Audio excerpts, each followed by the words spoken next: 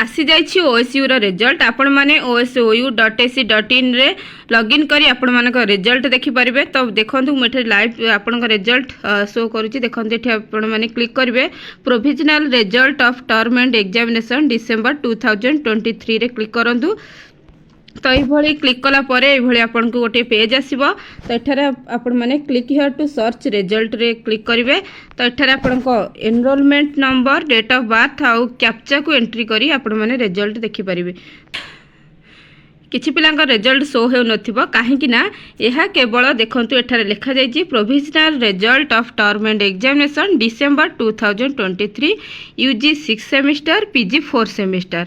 तो जे स्टूडेंट माने टर्म एंड एग्जामिनेशन डिसेंबर रे यूजी रा 6 सेमिस्टर एवं पीजी रा 4 सेमिस्टर एग्जाम देथिले केवल सेही पिला मानकर रिजल्ट एठार आसीछि।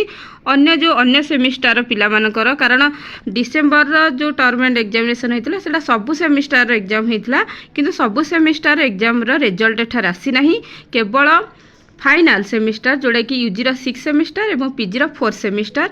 तो सेही पिला मानकर एठी रिजल्ट आसीछि कारण वर्तमान जो जून रे हमर एग्जाम होबार अछि जो पिला मानकर डिसेंबर रे एग्जाम रे बैक रही जाइथिबो से माने एठारे फॉर्म फिलअप करिकि पुणी थरे एग्जाम देई परिबे। तो सेथि पई एडा प्रथमे से माने एहार रिजल्ट पब्लिश करछंती। तो यार परवर्ती समय रे अन्य सेमिस्टर रिजल्ट गुड़िक आपंकर आसीजिवो। तो जदि आपको यह वीडियोटी भल लगी था तेज वीडियोटी को लाइक करने सहित चैनल टी सब्सक्राइब करूँ। धन्यवाद।